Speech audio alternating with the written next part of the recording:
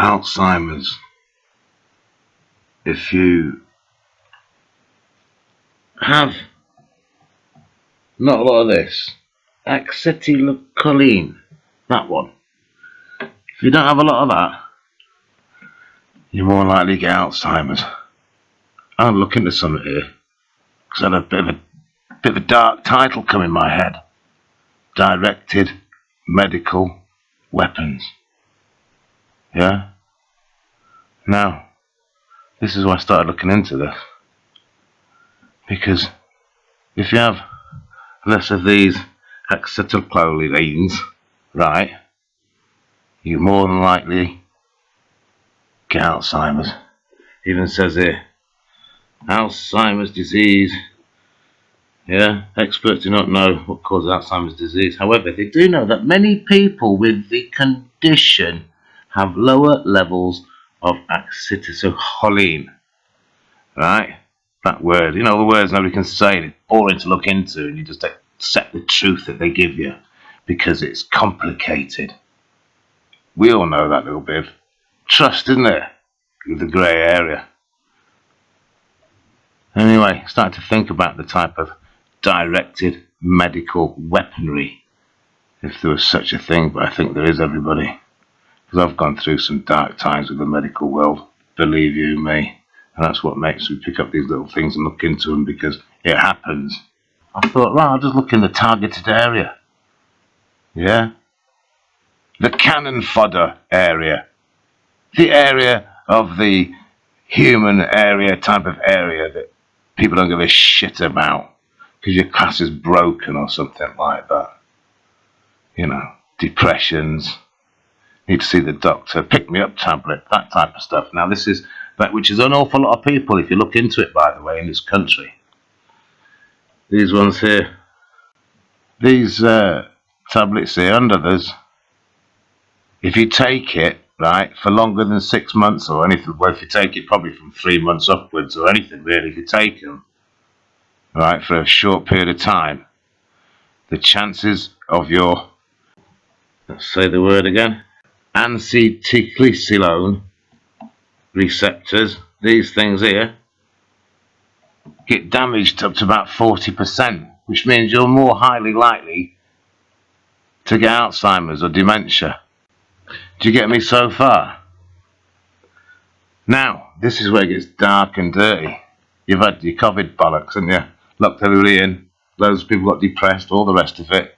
Yeah, this, that and the other. That's on top of the people who are depressed before and all the rest of it. Long-term depression, long-term COVID, or whatever the bollocks they call it. There's loads more people will be on tablets, these tablets, that break down your levels of acetylcholine receptors, which means you're more likely to get Alzheimer's. Now, in the David Cameron period, he was actually stood behind his plinth and all the rest of it in the House of Commons and all that sort of stuff, saying in the future there will be many cases of Alzheimer's and dementia. You know why? Because they know full well they'll be banging out these tablets that are in the camouflage area of their doctrine type of write-ups and all this sort of stuff, that evades like a camouflage, so people don't understand that they're being given antidepressants, right, that break down your immune system so that you're more likely to get Alzheimer's. Do you get me, everybody? And guess what? They're shoved in your houses, the lot, pressure on you, everything. And there's loads more people taking it, so there'll be loads more Alzheimer cases. They are medical directed weaponry. Because I've gone through a process with these lot, yeah, try to pop us off, death by combined side effects.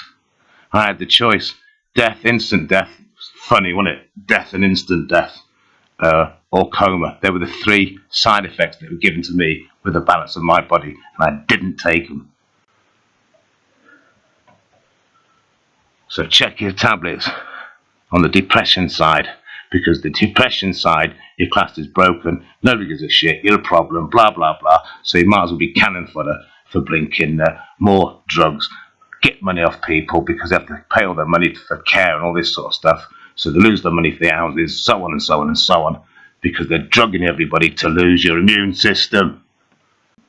Yeah, and it's not just the blinking acetylcholine esterase type of stuff. Yeah, it's this stuff here I've not even looked into. Just on the first one alone, you got more 40% more chance, whatever it is, to get blinking dementia and that lot, because your receptors are being damaged by the antidepressants they're giving you. Yeah, just cannon fodder, everybody. Cannon fodder for pills. Lock up some more pills.